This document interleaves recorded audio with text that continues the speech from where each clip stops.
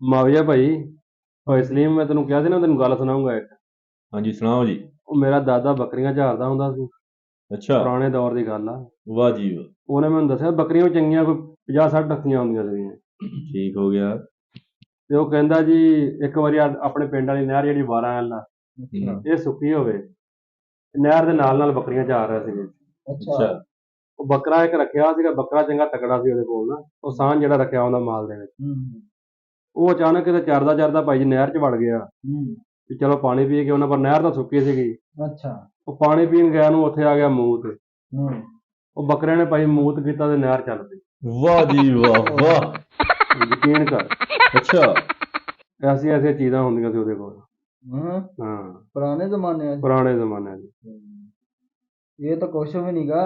ਅੱਛਾ ਜੀ। ਤੁਹਾਨੂੰ ਮੈਂ ਦੱਸਦਾ, ਮੇਰੇ ਦਾਦੇ ਨੇ ਗੱਲ ਸੁਣਾਈ ਸੀ।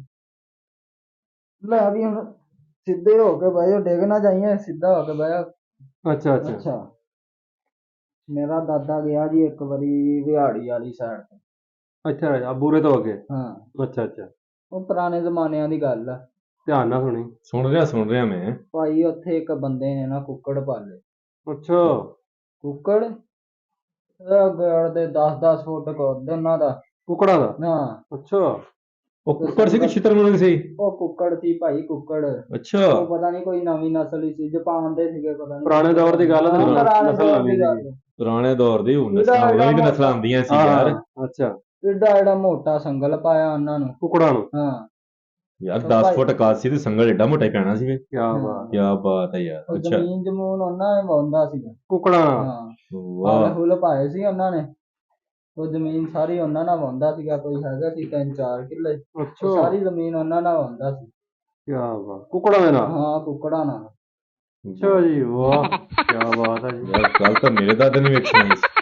ਅੱਛਾ ਜੀ। ਉਹ ਕਹਿੰਦਾ ਜਦੋਂ ਨਾ ਅਸੀਂ ਪੁਰਾਣੇ ਬੰਦੇ ਜਿਹੜੇ ਆ ਪਿਛਲੇ ਜਿਹੜਾ ਆਪਣਾ ਪਿੰਡ ਸੀ ਉਹਨਾਂ ਦੇਸ ਕਹਿੰਦੇ ਹੁੰਦੇ ਸੀ, ਕਹਿੰਦਾ ਜੋ ਅਸੀਂ ਦੇਸ ਹੁੰਦੇ ਸੀ ਨਾ, ਉਹਨਾਂ ਨੇ ਰੱਖੇ ਸੀਗੇ ਬੰਦੇ ਵੱਲ ਬਟੇਰੇ। ਅੱਛਾ। ਬਟੇਰੇ ਯਕੀਨ ਕਰ, ਕਹਿੰਦਾ ਕਮ ਸੇ ਕਮ 5-5 4-4 ਕਿਲੋ ਦੇ ਬਟੇਰੇ। 5-5 4-4 ਕਿਲੋ ਦੇ ਬਟੇਰੇ। ਅੱਛਾ। ਠੀਕ ਆ, ਕਹਿੰਦਾ ਇੱਕ ਬਟੇਰਾ ਕਰ ਲਈਦਾ ਸੀ ਨਾ ਤੇ ਪੂਰੇ ਪਿੰਡ ਨੂੰ ਰੋਟੀ ਖਵਾ ਲਈਦੀ ਸੀ। ਬੱਲੇ ਬੱਲੇ ਬੱਲੇ ਬੱਲੇ। ਸਾਡੀ ਕਿਸਮਤ ਚ ਵੀ ਹੋਣੇ ਚਾਹੀਦੇ ਵੀ ਬੱਲੇ ਏਦਾਂ ਦੇ ਬੱਲੇ। ਟਾਈਮ। ਉਹਦੀ ਮੁੜ ਕੇ ਕਹਿੰਦਾ ਅਸੀਂ ਸੋਚਿਆ ਯਾਰ ਕਿ ਹਨਾ ਥੋੜੇ ਆ ਕੋਈ ਨਸਲ ਇਹਨਾਂ ਦੀ ਵਧਾਈਏ। ਅੱਛਾ। ਉਹਨਾਂ ਭਾਈ ਜੋੜਾ ਇੱਕ ਰੱਖ ਲਿਆ। ਹੂੰ। ਉਹ ਜੋੜੇ ਨੇ ਆਂਡੇ ਦਿੱਤੇ 20। ਇੱਕੋ ਵਾਰੀ 20 ਆਂਡੇ ਦਿੱਤੇ ਭਾਈ ਜੀ। ਤੇ ਬੱਚੇ ਪਤਾ ਕਿੰਨੇ ਨਿਕਲੇ ਉਹਦੇ? 40। 20 ਆਂਡਿਆਂ ਚੋਂ? 20 ਆਂਡਿਆਂ ਚੋਂ ਹਰ ਆਂਡੇ ਚੋਂ 2 ਬੱਚੇ ਨਿਕਲੇ ਭਾਈ। ਉਹ ਡਬਲ ਗੁਲੀ ਵਾਲਾ ਆਂਡਾ ਹੋਣਾ। ਤੇ ਮੁੜ ਕੇ ਉਹ ਬੱਚੇ ਵੀ ਦੇਖੋ ਯਾਰ, ਬੱਚੇ ਜਿਹੜੇ ਨਿਕਲਦੇ ਆਂਡਿਆਂ ਦੇ ਵਿੱਚੋਂ 2.5 3-3 ਕਿਲੋ ਦੇ। ਕੀ ਬਾਤ। ਬੱਲੇ ਬੱਲੇ ਬੱਲੇ। ਦੇਖ ਲਓ ਯਾਰ, ਪੁਰਾਣੇ ਵਕਤਾਂ 'ਚ ਇਦਾਂ ਦੀਆਂ ਚੀਜ਼ਾਂ ਹੁੰਦੀਆਂ, ਹੁਣ ਕਿੱਥੇ ਲੱਭਦੀਆਂ ਇਦਾਂ ਦੀਆਂ ਯਾਰ। ਪੁਰਾਣੇ ਰੋਜ਼ਾਂ ਨੇ। ਪਰਸੋਂ ਦੀ ਗੱਲ ਸੁਣ ਲਓ। ਅੱਛਾ। ਮੈਂ ਗਿਆ 37 ਨੂੰ। ਨਹਿਰ ਵਾਲਾ ਪੁਲ ਜਿਹੜਾ ਆਪਣਾ 37 ਵਾਲਾ, ਇਹ ਭਾਈ ਟੁੱਟਿਆ ਹੋਇਆ, ਤੁਹਾਨੂੰ ਪਤਾ ਲੱਗ ਗਿਆ ਹੁਣ। ਹਾਂ ਹਾਂ, ਟੁੱਟਿਆ ਹੋਇਆ। ਮੈਂ ਇੱਥੋਂ ਪੈਦਲ ਤੁਰ ਪਿਆ, ਮੈਂ ਕਿਹਾ ਪੈਦਲ ਚੱਲਦੇ ਆ। ਅੱਛਾ। ਉਹ ਬਾਈ ਅਮਜਦ ਨੇ ਮੂਲੀਆਂ ਬੀਜੀਆਂ ਡੇਰੇ ਤੇ, ਪਤਾ ਤੈਨੂੰ? ਉੱਥੋਂ ਮੈਂ ਮੂਲੀ ਪੱਟੀ, ਮੈਂ ਕਿਹਾ ਚਲੋ ਖਾਣੇ ਚੱਲਦੇ, ਨਾਲੇ ਸਫ਼ਰ ਮੁੱਕ ਜੂ ਸਕੂਨ ਨਾਲ। ਅੱਛਾ। ਭਾਈ ਅੱਗੇ ਗਿਆ ਤੇ ਪੁਲ ਟੁੱਟਾ ਸੀਗਾ। ਇਹਦੇ ਭਰਾ ਨੇ ਆਸਾ ਪਾਸਾ ਦੇਖਿਆ ਵੀ ਹੁਣ ਕੀ ਕਰੀਏ, ਫਿਰ ਜ਼ੇਨ 'ਚ ਆਇਆ ਵੀ ਹੱਥ 'ਚ ਤਾਂ ਮੂਲੀ ਫੜੀ ਆ। ਉਹ ਮੂਲੀ ਸਿੱਧੀ ਕਰਕੇ ਰੱਖੀ ਭਾਈ ਉਹਦੇ ਉੱਤੇ। ਅੱਛਾ। ਨਹਿਰ ਤੇ। ਨਹਿਰ ਉੱਤੋਂ ਹੀ ਲੰਘ ਕੇ ਨਹਿਰ ਕਰਾਸ ਕੀਤੀ, ਮੂਲੀ ਚੱਕ ਕੇ ਫਿਰ ਗਿਆ ਜੀ। 37 ਦੇ ਵਿੱਚ ਭਾਈ ਮੂਲੀ ਵੰਡੀ। ਅੱਛਾ। ਉਹ ਫਿਰ ਨਹੀਂ ਮੁੱਕੀ। ਅੱਛਾ। ਆਉਂਦੇ ਹੋਏ ਫਿਰ ਉਹ ਨਹਿਰ 'ਚ ਸਿੱਟੀ। ਤੇ ਮੁੜ ਕੇ ਵਾਪਸੀ ਨਹਿਰ ਕਿੱਦਾਂ ਲੰਘਿਆ? ਉਹ ਲੰਘ ਕੇ ਆ ਕੇ ਵਾਪਸ ਸਿੱਟਦੀ ਨਾ ਉਹਦੇ ਵਿੱਚ। ਅੱਛਾ ਅੱਛਾ ਅੱਛਾ। ਯਾਨੀ ਕਿ ਉਹ ਐਡੀ ਲੰਮੀ ਮੂਲੀ ਸੀ ਕਿ ਹਾਂਜੀ, ਵੰਡ ਕੇ ਵੀ ਬਚ ਗਈ, ਫਿਰ ਵੀ ਨਹਿਰ ਤੋਂ ਪਾਰ ਲੰਘਾਤਾ ਤੈਨੂੰ। ਮਾਵੀਆ ਦਾਦਾ ਗੱਲ ਸੁਣਾਉਂਦਾ ਹੁੰਦਾ ਸੀ ਕਿ ਮੈਨੂੰ। ਅੱਛਾ। ਯਾਦ ਆ? ਮਾਵੀਆ ਨੂੰ ਪਤਾ ਹੋਣਾ, ਮੈਂ ਤਾਂ ਨਹੀਂ ਸੁਣੀ। ਸੁਣਾ ਦੇ ਫਿਰ ਤੂੰ ਅੱਜ ਯਾਰ। ਮਾਵੀਆ ਦਾਦੇ ਨੇ ਡੰਗਰ ਰੱਖੇ ਹੁੰਦੇ ਸੀ ਬਾਬਾ ਜੀ। ਅੱਛਾ। ਉਹ ਮੈਂ ਬਾਬੇ ਨੂੰ ਪੁੱਛਿਆ, ਮੈਂ ਕਿਹਾ ਬਾਬਾ ਦੱਸ ਯਾਰ, ਡੰਗਰ ਤੂੰ ਆਹ ਰੱਖੇ, ਗੱਲ ਸੁਣਾ ਕੋਈ। ਕਹਿੰਦਾ ਪੁੱਤਰ ਹੁਣ ਤੇ ਕੁਛ ਵੀ ਨਹੀਂ। ਜਿਹੜੀ ਸਾਡੀ ਖੁਰਲੀ ਹੁੰਦੀ ਸੀ ਨਾ, ਖੁਰਲੀ ਬਾਬਾ ਜੀ ਇੱਧਰੋਂ ਮਸ਼ਰਕ ਤੋਂ ਲੱਗ ਕੇ ਤੇ ਮਗਰਬ ਤੱਕ ਲੰਮੀ ਹੁੰਦੀ ਸੀ। ਮਸ਼ਰਕ ਤੋਂ ਮਗਰਬ, ਸ਼ਮਾਲ ਤੋਂ ਜਨੂਬ ਚੌੜੀ ਵੀ ਹੁੰਦੀ ਸੀ। ਚੌੜੀ ਸ਼ਮਾਲ ਤੋਂ ਜਨੂਬ ਤੇ ਮਸ਼ਰਕ ਤੋਂ ਲੱਗ ਕੇ ਮਗਰਬ ਤੱਕ ਲੰਮੀ।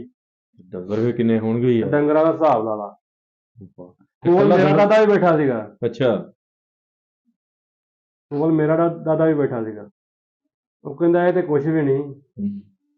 ਮੈਂ ਜਦੋਂ ਬੱਕਰੀਆਂ ਚਾਰਦਾ ਹੁੰਦਾ ਸੀ ਨਾ, ਜਿਹੜਾ ਢਾਂਗਾ ਮੇਰੇ ਕੋਲ ਹੁੰਦਾ ਸੀ, ਇੰਨਾ ਲੰਮਾ ਕਿ ਮਸ਼ਰਕ ਮਗਰਬ ਦੀ ਸ਼ਮਾਲ ਜਨੂਬ ਦੀ ਮੁੱਕ ਜਾਂਦੇ ਸੀ ਤੇ ਇੰਨਾ ਲੰਮਾ ਸੀ। ਵਾਹ ਕਹਿੰਦਾ ਯਾਰ ਉਹ ਟਾਂਗਾ ਤੂੰ ਰੱਖਦਾ ਕਿੱਥੇ ਸੀ? ਕਹਿੰਦਾ ਉਹ ਤੇਰੇ ਵਾਲੀ ਖੁਰਲੀ 'ਚ। ਦਾਦੇ ਜੀ ਨੂੰ ਦੱਸਦੀ ਹਾਂ ਆ ਵੀ ਜਿੱਡੀ ਉਹਨੇ ਖੁਰਲੀ ਦੱਸੀ ਉਹ ਜੀ ਰੱਖਦਾ ਹੋਣਾ ਫਿਰ ਉਹ। ਤੇਰੇ ਵਾਲੀ ਖੁਰਲੀ 'ਚ ਰੱਖਦਾ ਹੁੰਦਾ ਸੀ। ਸਿਆਣਿਆਂ ਬੰਦਿਆਂ ਦੀਆਂ ਸਿਆਣੀਆਂ ਗੱਲਾਂ ਭਾਈ। ਸਿਆਣੀਆਂ ਗੱਲਾਂ ਹੁੰਦੀਆਂ ਜੀ ਬਾਕੀ ਬਾਕੀ ਤੇ ਹੁਣ ਬਜ਼ੁਰਗ ਨਹੀਂ ਰਹੇ ਤੇ ਨਾ ਹੀ ਆਪਣੇ ਵਰਗੇ ਜਿਹੜੇ ਯੰਗ ਜਨਰੇਸ਼ਨ ਆ ਉਹਨਾਂ ਕੋਲ ਟਾਈਮ ਹੈਗਾ ਬਹਿ ਕੇ ਸਿਆਣੀਆਂ ਦੀਆਂ ਗੱਲਾਂ ਸਿਆਣੀਆਂ ਸੁਣਨ। ਗੱਲਾਂ ਸੁਣਵਾ ਉਹ ਨੀਫਾ ਜਾਣਦਾ ਨੀਫਾ, ਉਹ ਨੀਫਾ ਪਾਉਣਾ, ਹਾਂ ਹਾਂ ਉਹ ਗੱਲ ਸੁਣਾਉਂਦਾ ਹੁੰਦਾ ਸੀਗਾ।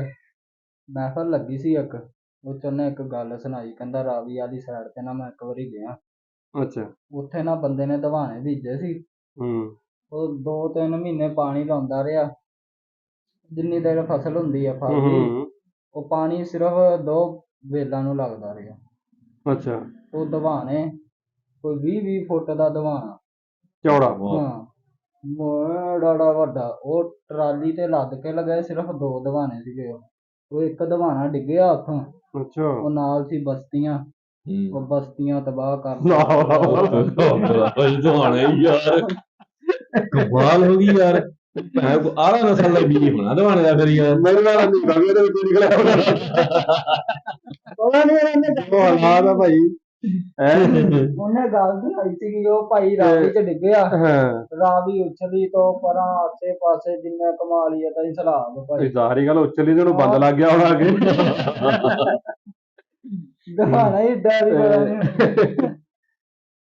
ਬਾਕੀ ਇਹ ਆ ਦੋਸਤੋ ਕਿ ਅਸੀਂ ਇਹ ਸ਼ੁਗਰ ਮੇਲਾ ਲਾ ਰਹੇ ਸੀਗੇ ਤੇ ਇੱਕ ਪੈਗਾਮ ਤੁਹਾਡੇ ਵਾਸਤੇ ਲੈ ਕੇ ਆਏ ਸੀ ਕਿ ਆਪਣੇ ਬਜ਼ੁਰਗਾਂ ਦਾ ਜਿਹੜਾ ਅਦਬ ਕਰਿਆ ਕਰੋ, ਇਹਤਰਾਮ ਕਰਿਆ ਕਰੋ, ਉਹਨਾਂ ਨੂੰ ਟਾਈਮ ਦਿਆ ਕਰੋ, ਉਹਨਾਂ ਦੇ ਕੋਲ ਬੈਠਿਆ ਕਰੋ, ਉਹਨਾਂ ਦੀਆਂ ਗੱਲਾਂ ਜਿਹੜੀਆਂ ਸੁਣਿਆ ਕਰੋ, ਉਹਨਾਂ ਤੇ ਅਮਲ ਕਰਨ ਦੀ ਕੋਸ਼ਿਸ਼ ਕਰਿਆ ਕਰੋ, ਕਿਉਂਕਿ ਉਹਨਾਂ ਨੇ ਜ਼ਿੰਦਗੀ ਆਪਣੀ ਗੁਜ਼ਾਰ ਲਈ ਹੈ। ਕਿਉਂ ਜੀ? ਬਿਲਕੁਲ ਜੀ ਇਹ 'ਚ ਕੋਈ ਠੀਕ ਸ਼ੱਕ ਆ। ਨਹੀਂ। ਤੇ ਬਜ਼ੁਰਗਾਂ ਦੇ ਕੋਲ ਰਹਿ ਕੇ ਬਹੁਤ ਕੁਝ ਮਿਲਦਾ ਅਗਰ ਕੋਈ ਲੈਣਾ ਚਾਹਵੇ ਤਾਂ। ਲੈਣਾ ਚਾਹੀਦਾ। ਕਿ ਬਾਕੀ ਆਪਣੇ ਮਾਂ ਪਿਓ ਦੀ, ਭੈਣ ਭਰਾਵਾਂ ਦੀ ਰਿਸਪੈਕਟ ਕਰੋ। ਤੇ ਇਸ ਅੱਛੇ ਪੈਗਾਮ ਨਾਲ ਅਗਰ ਵੀਡੀਓ ਤੁਹਾਨੂੰ ਅੱਛੀ ਲੱਗੀ ਹੈ ਤਾਂ ਲਾਈਕ ਵੀ ਕਰ ਦਿਓ ਤੇ ਚੈਨਲ ਨੂੰ ਸਬਸਕ੍ਰਾਈਬ ਕਰ ਦਿਓ।